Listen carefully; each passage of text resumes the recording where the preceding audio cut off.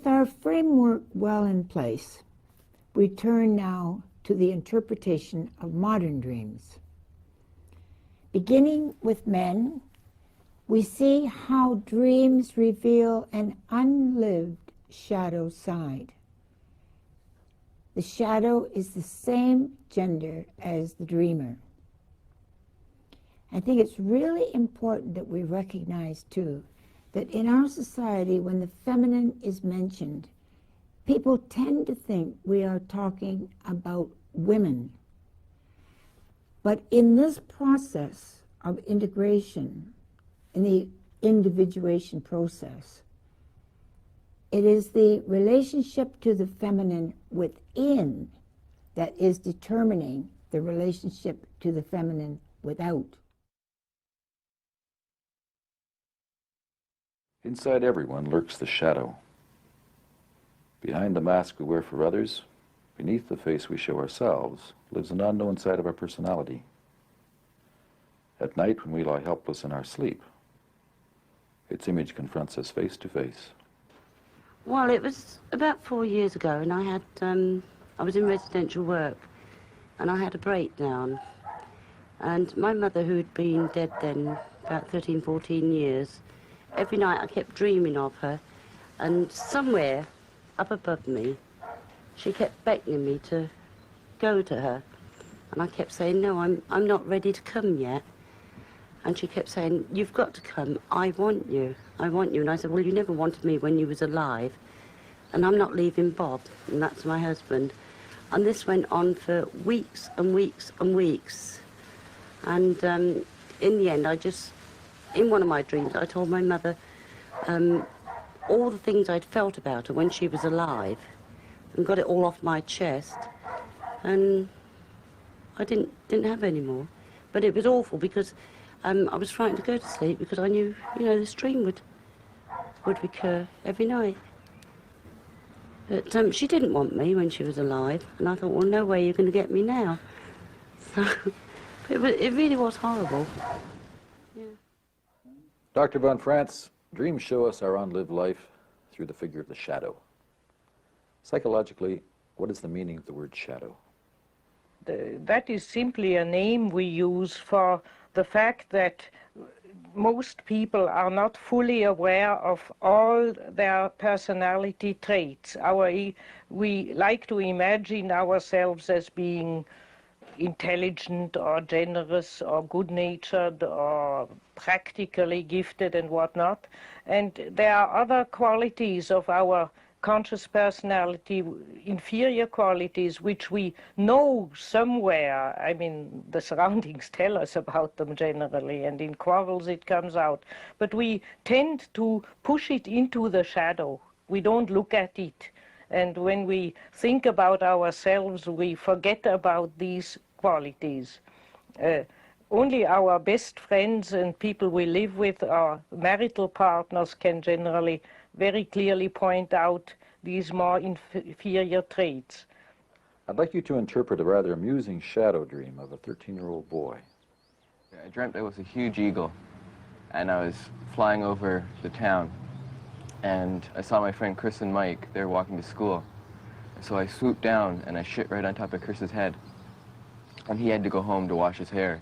And then I was sitting on top of his roof, and he was going back to school at lunch. And so I swooped down, and I shit right on top of his head again.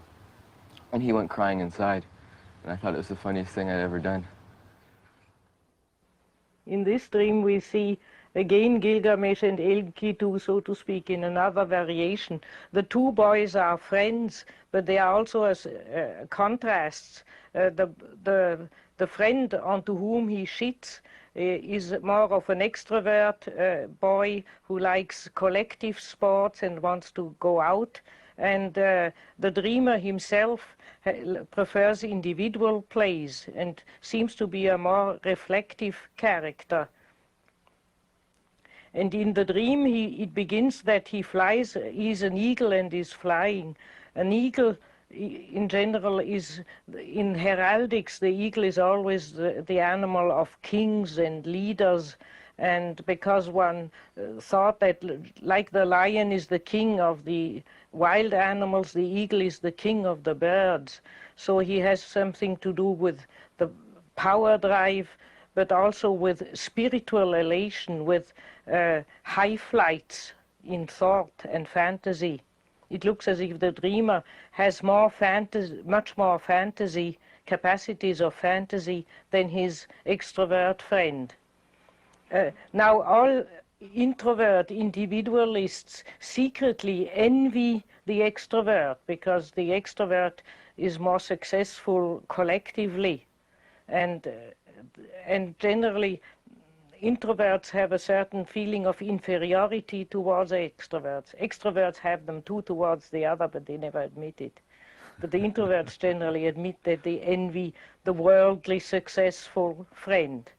And therefore, in the dream, the balance is restored, that our dreamer as an eagle succeeds in shitting on his friend's head, and by that humiliating him. He has to go and get Mama's help, and he has naturally an elated feeling of triumph. One could look at the dream a bit suspiciously and say there's also a little warning in it that he shouldn't elevate himself too much above the friend, but I think it rather means a compensation, that he feels a bit uncertain or inferior towards his friend, and therefore the dream shows him the possibility, look here, you are the real eagle, you can shit on his head, so it's no problem. Can the shadow also take a positive form?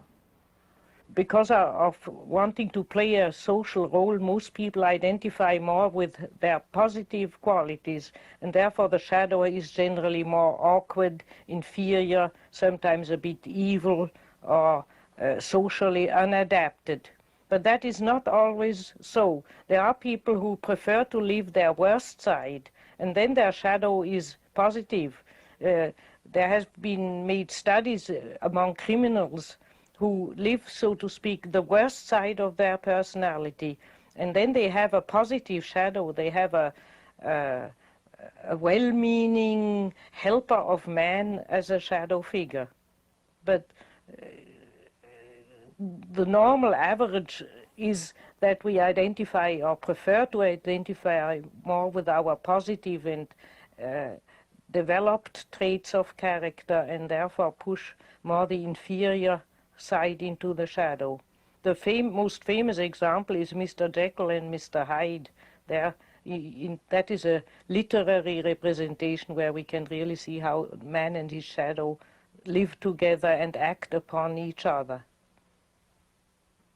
Everybody casts a shadow, so to speak, by the very fact that we are, for instance, if we use a lot of intellectual thinking, our feeling will be relatively inferior or undeveloped because we don't give it enough time.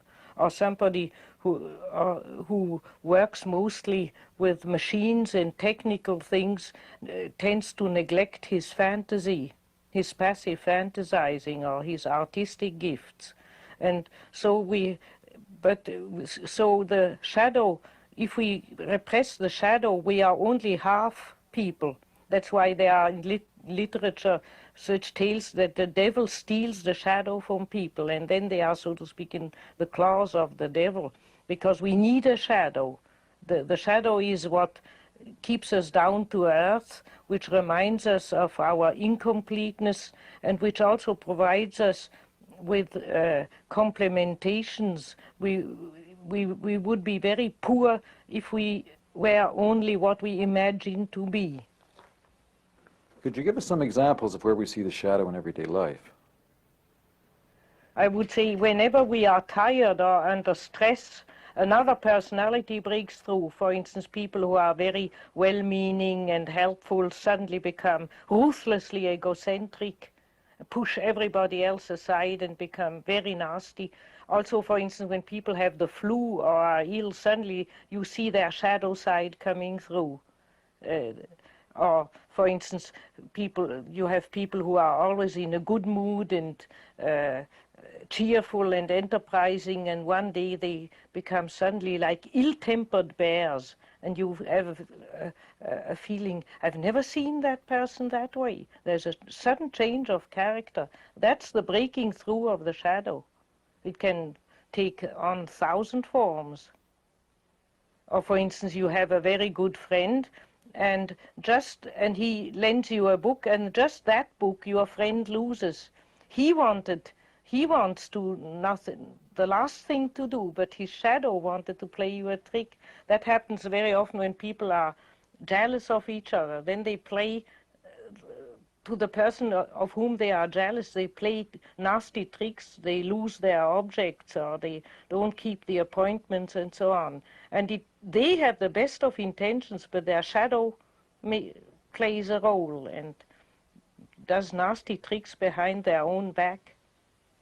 It's well known that, for instance, policemen and criminals have a shadow relationship to each other. Criminals are very good policemen if one makes them into one.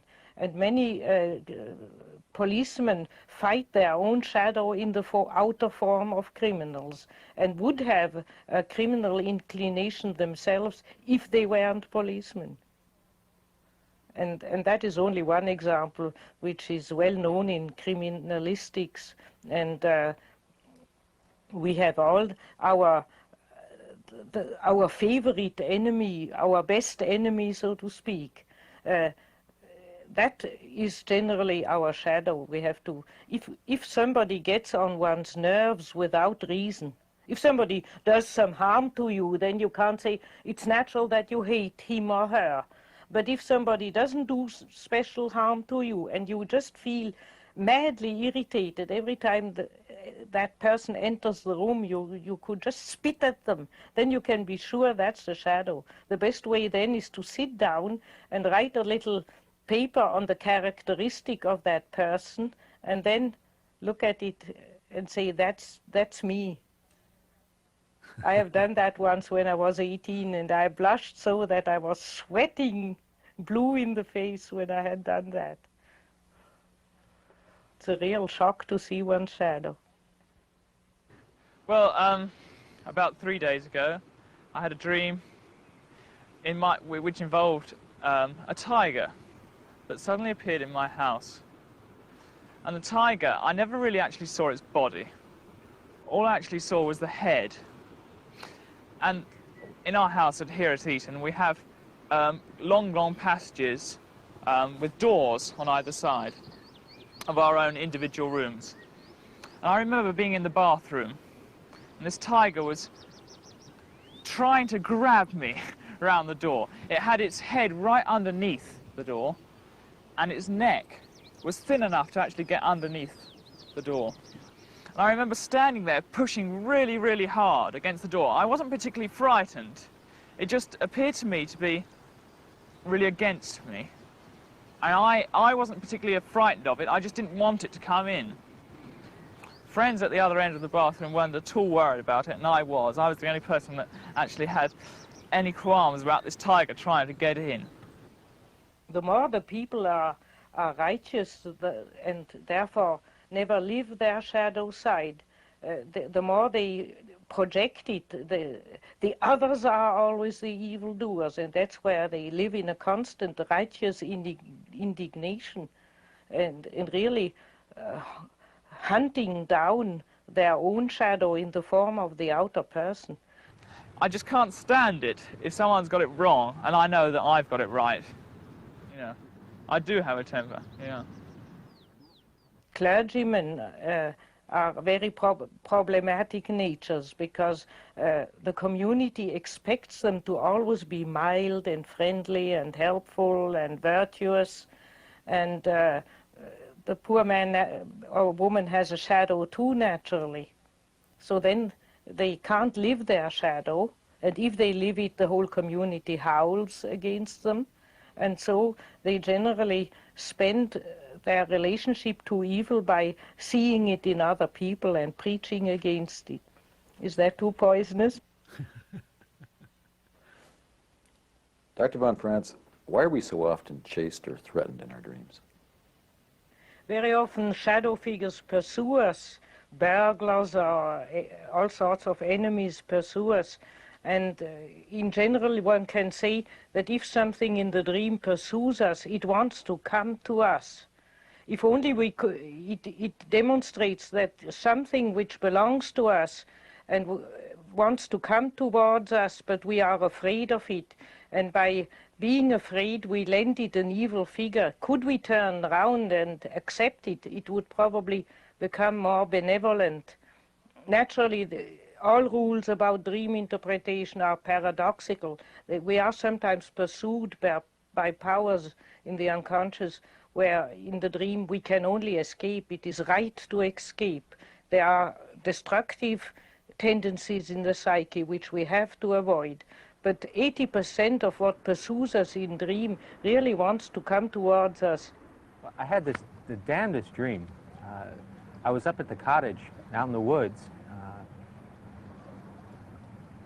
with my then girlfriend, who's now my wife, and a mutual friend of ours who helped build the cottage, in fact. He's a really down-to-earth, woodsy kind of fella. Really, really good person. And the three of us are up there in the woods, and suddenly this hairy ape creature appears again. And it's making a pass at my girlfriend.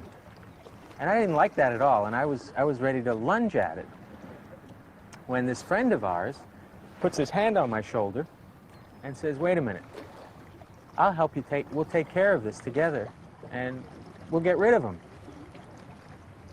And I looked around and I said, "No, I'll deal with him." My girlfriend, right?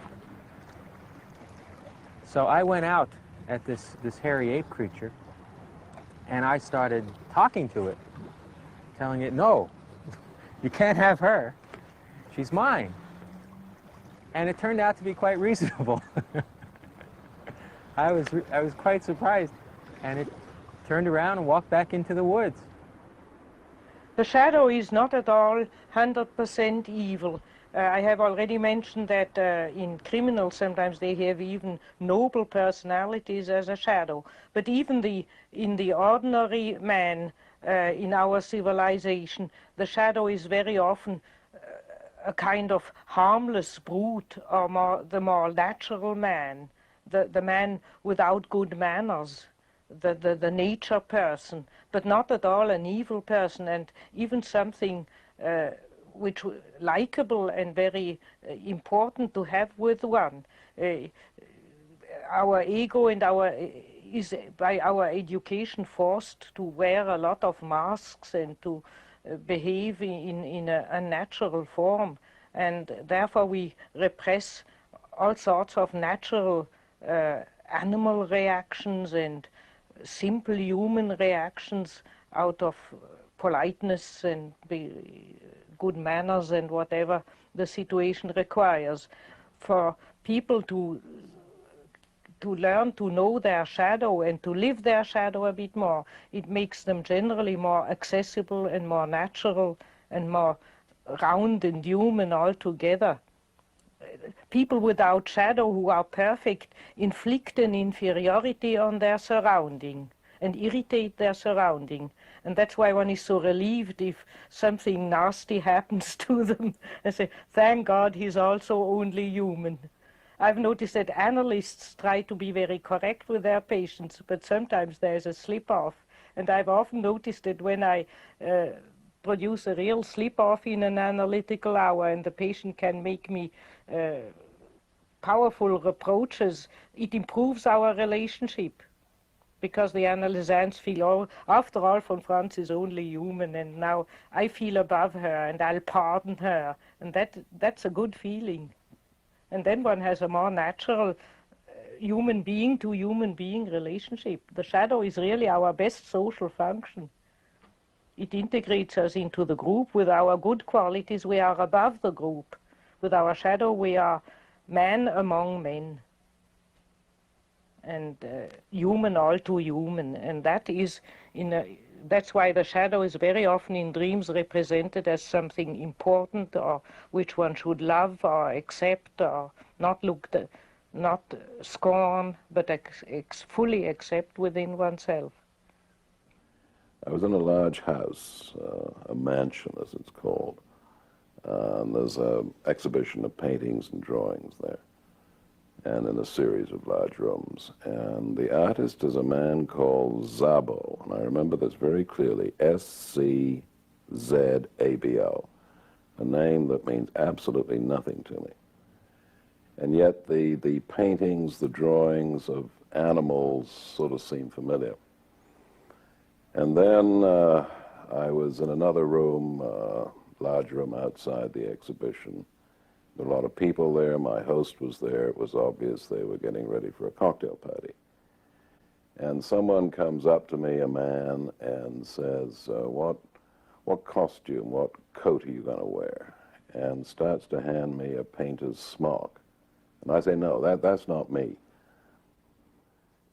How would you account for the man in the dream offering you a smock?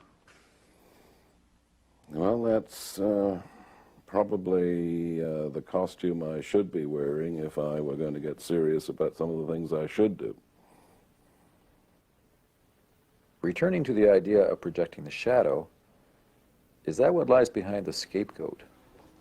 It is well known from group dynamisms that it is so terribly awkward to live and to be aware of one's own shadow that if somebody else within a group, or let's say in a family, does something nasty, everybody is relieved, because now you can say, it's the other who did it. We have a proverb, the good man pays great attention if the other does also evil. So you can say, it's the other, it's not me. And that plays a great role in the so-called scapegoat psychology, and how in certain groups, and mainly also in a family, sometimes one child or one member of the family takes on the role of doing all the evil the other would like to do and don't dare to do. And then the others push that person more and more into that evil role. And probably even in the criminal in society has a similar role. He's like a negative redeemer. He redeems society from having to face its own shadow, because then they can say, it's that fellow who did the murder. I only wished to do it, but didn't dare to do it.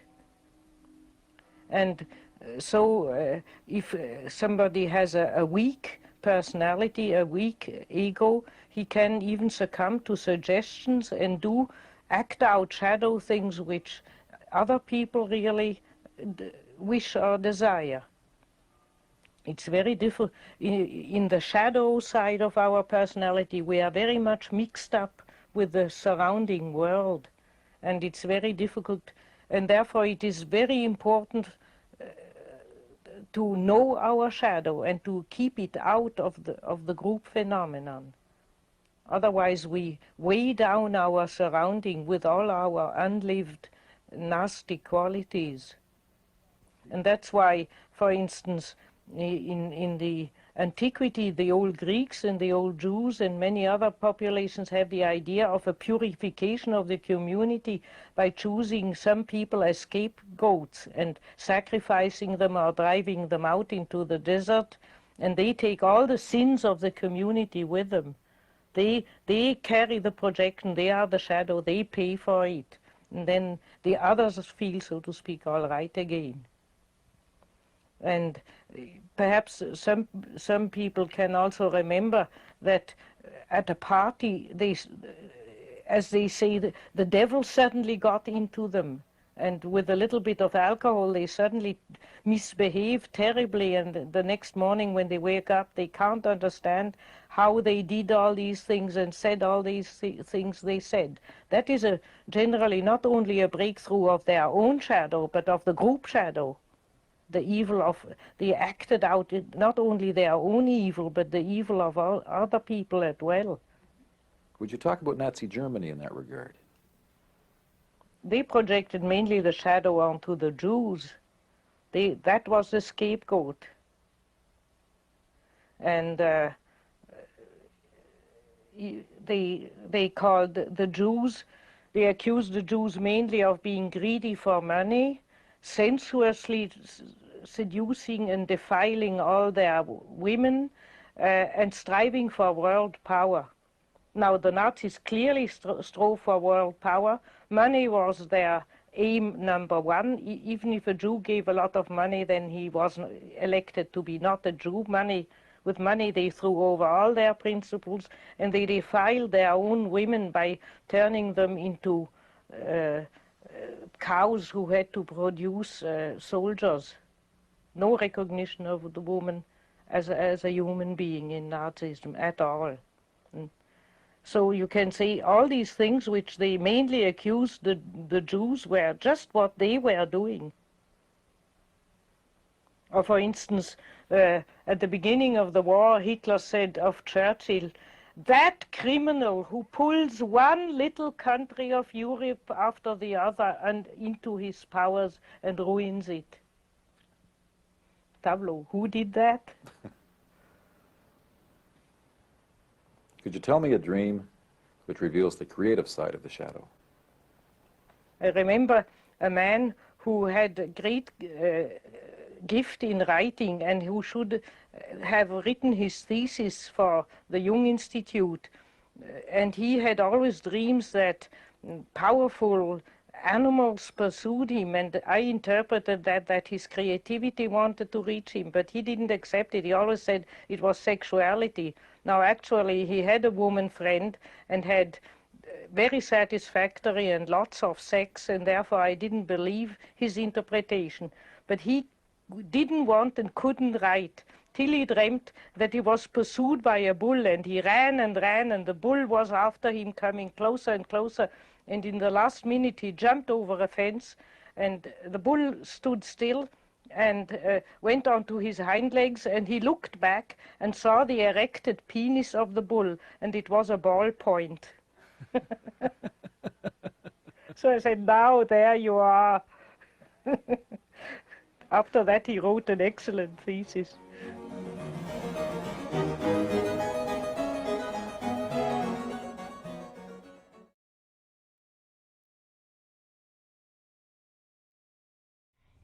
In working with the mother archetype, it's very important to remember that the feminine is a force of nature, an energy that can either give life or take it away.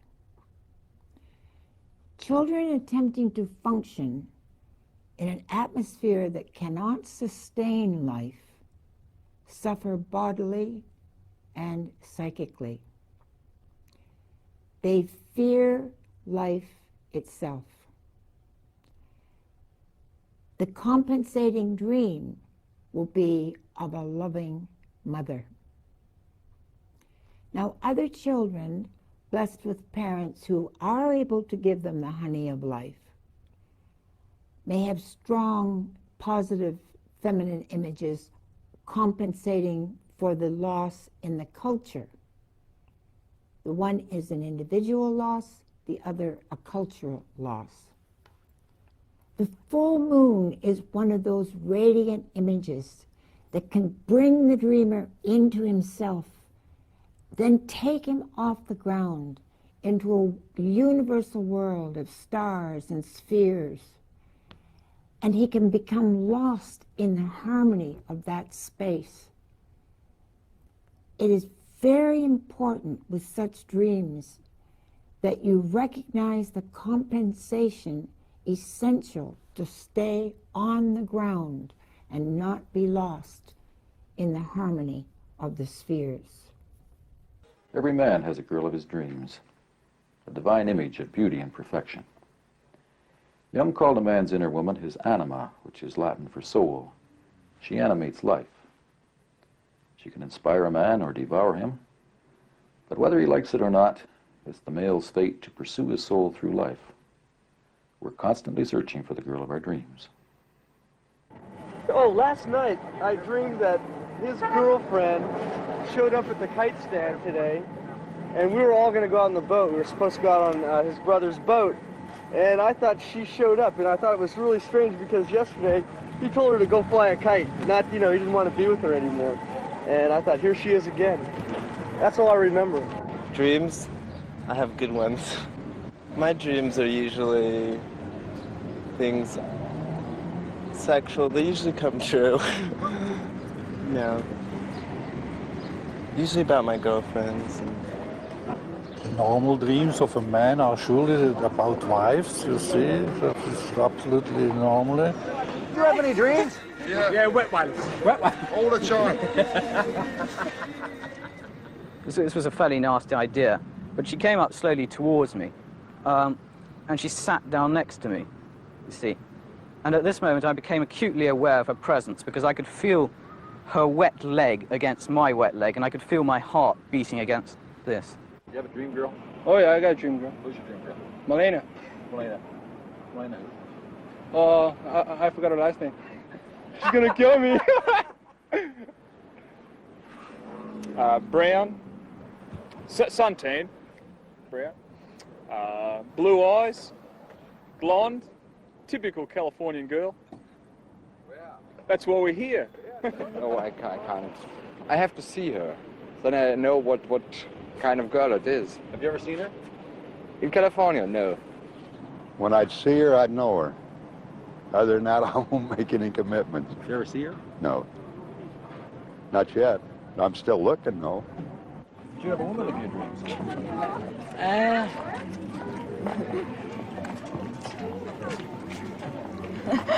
I've been outside. The girl in my dream I'm married to. Oh, she's about 5'5", 130 pounds. Built pretty nice. Measurements is 36, 24, 36. Healthy. I was walking along a city street in the rain, mid-afternoon, with a friend. I don't know who the friend was, except that it was a man. We looked up, and to the left, to our left, was an empty window, dark. To the right was another window in which sat a young woman in her early 20s. She had long, mousy brown hair pulled back in a ponytail. It was greasy and almost dead. Her face, too, was dead. There was no expression in it at all. She simply sat staring out into the street, and yet not staring at anything. There was no focus in her eyes. A woman of your dreams? Often. Who is she? I wish I knew. I've dreamt about every kind of woman imaginable.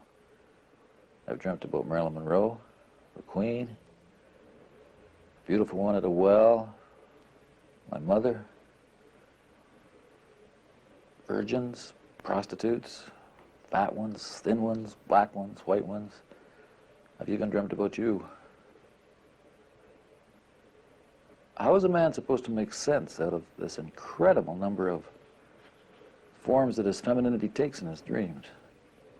The anima has many stages and embraces a great range of psychological facts. Jung once divided it in four: Eve, Helena, Mary, and Sophia, the wisdom of God. Eve would be the biological woman, and when she appears as an anima, she would be the biological sex, the physical attraction, motherhood, the image of the ordinary attractive female. Helena is on a higher stage. She would represent the hetaira, as the Greeks, for instance, developed a type of their form of geishas, the hetaira, cultivated women with whom one had not only a sexual adventure, but with whom one exchanged poetry and philosophical conversations, where the man had also a spiritual companion in the woman, a companionship, together with romantic sex. The next stage is the anima figure of in Christianity, of the Virgin Mary, which is the highest form of spirituality, but a bit one-sidedly too high up. The Virgin Mary is lacking the dark Eve side of woman, the earthy side of woman. So it is a bit a too lofty ideal. And when the church abolished the cour d'amour. They forced the knights to worship the Virgin Mary instead. And at the same time they began the witch hunting. That means the dark side, the shadow side, or the more biological and wilder, the more natural side of the animal is too much excluded from the ideal of the Virgin Mary. And therefore the fourth stage is the wisdom of God is, as Jung smilingly quoted, is a come down, because wisdom is not most virtuous spirituality. It is closer to life.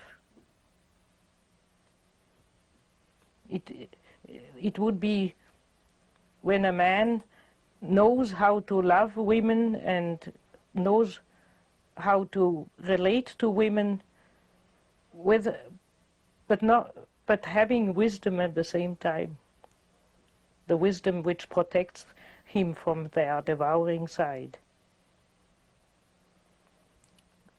The highest form of love is also something with a grain of salt in it. And what do you mean by that? I won't say. And where do you see the anima manifest in life? On a primitive level, it appears in men generally as an element of romantic, unreal, mostly sexual fantasies.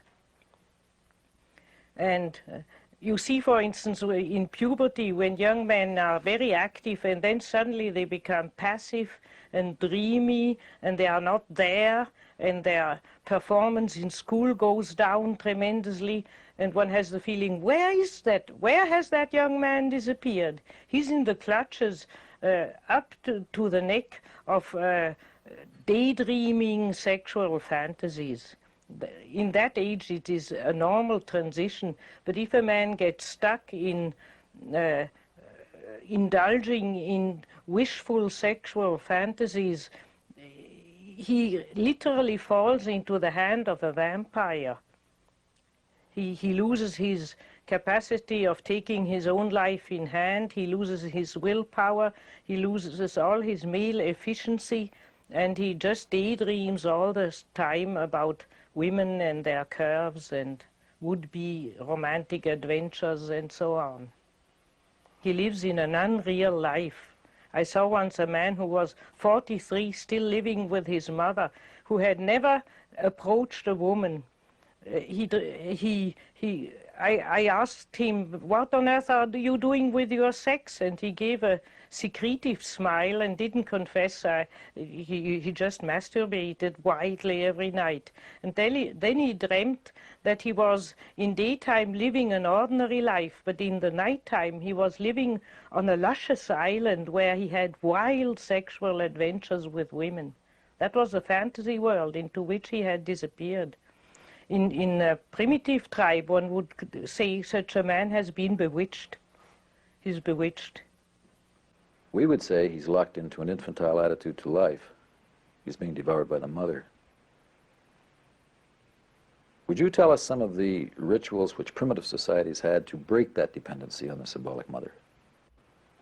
All the big transitions in life are in all societies have been accompanied by so-called what Genep calls rite de passage, rites of transition, to make a ritual to help people to make the step over the threshold. Now, the most famous one, which has been studied mostly by ethnologists, is the ritual of initiation, where the young men are initiated into the secrets of the tribal law and into the secrets of sexuality. And they have to leave mother and their home. They are secluded in the bush. They are symbolically devoured by a maternal monster. They are reborn. They have to generally stand a lot of tortures. They are sometimes also homosexually assaulted by the older men with the idea of injecting them masculinity. And then they are generally at the same time instructed with the secret law of the tribe and the religious traditions. And if somebody, and a young man has undergone all this ritual of transition, then he's afterwards a full member of the tribe, he's a man. And many tribes call the ones who are afraid, who are for some other reason not initiated, they say, he's not initiated, he's an animal. Meaning he has remained completely unconscious, he has remained in an unconscious animal conditions. He has not really made the step to being human. Are there any societies where there is no rite of passage, where men remain in that state of dependency on the mother, where they stay animals? Well, we have not many sociological matriarchies, but I read once a book about a South American Indian tribe where there was actually sociological, not religious, but sociological matriarchy.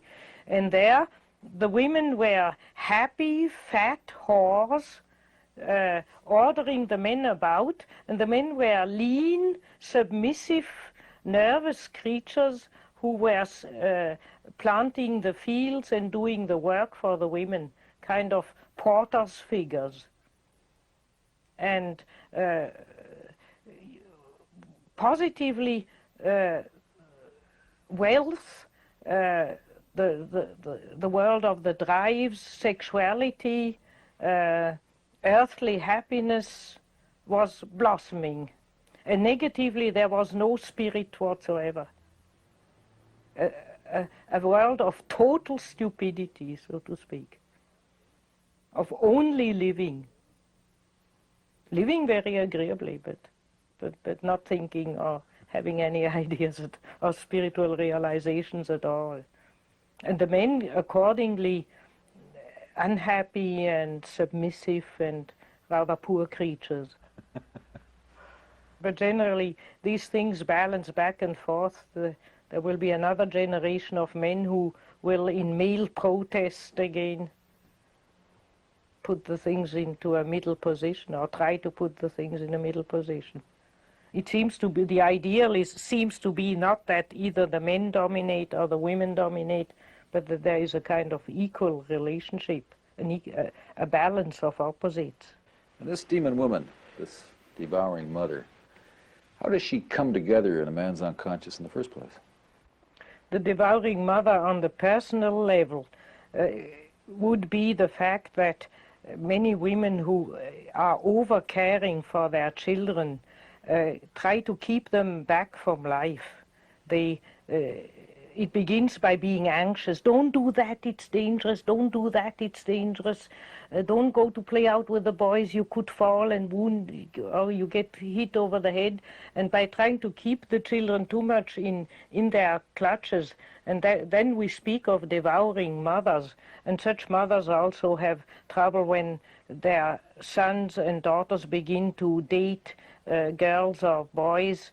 They say, I'm very much wishing that you married, and I'm very glad, but that one, that girl you bring home now, no, that is not the right girl for you, or that's not the right boy for you. So they keep the children in their clutches, but that is only the foreground of a woman who exaggerates her maternal protective qualities.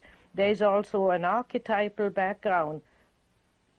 When a man idealizes a woman and projects his anima onto her, he gives her tremendous power. Why is it dangerous for a woman to identify with that projection? Or like Marilyn Monroe, to become the love goddess and live out his desires? Because, as we know from the life history of Marilyn Monroe, she did not live her own life. She acted all the time the anima of men. Generally, there are women, and that is ultimately due to the power drive. When women discover that if they are beautiful, they can exert a magic power over men, then they take to acting all the time the anima. We are even in our jargon sometimes talking about anima women. Those are women who find out how to act the anima to men. And because this is not love but pure power drive, it is destructive to the men and to themselves. because it's using the guise of love for worldly power. Such women want to rule the men, they want the men to be all at their feet, and then they naturally are unhappy because they don't feel loved.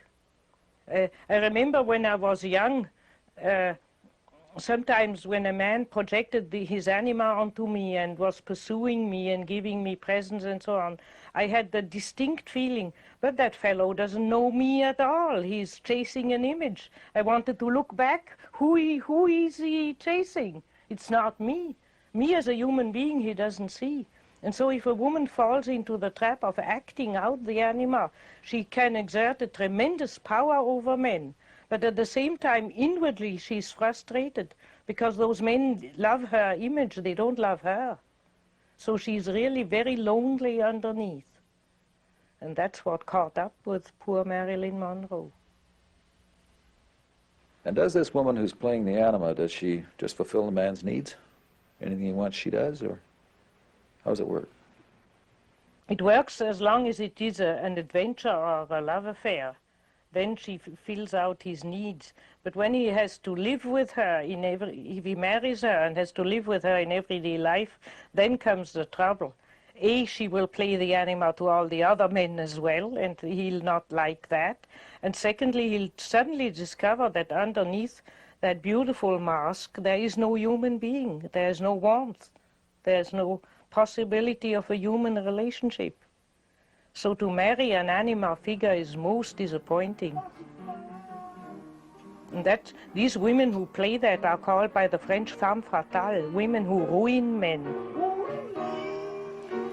If a man has this mother complex, then how does he experience women in real life?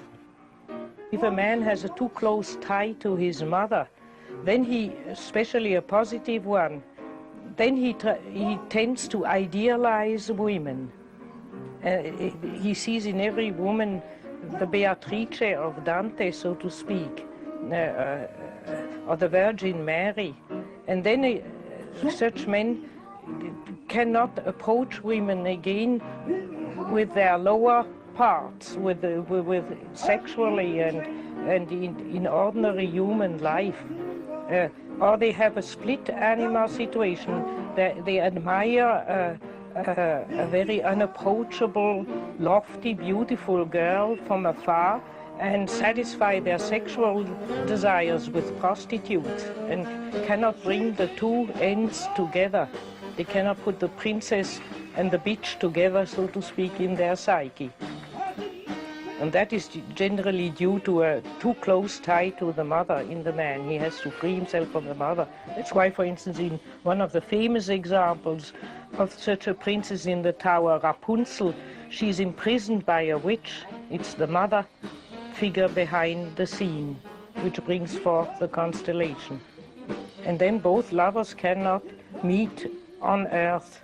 And only when Rapunzel has come down on earth and he has erred around in the desert in misery and pain can they finally meet.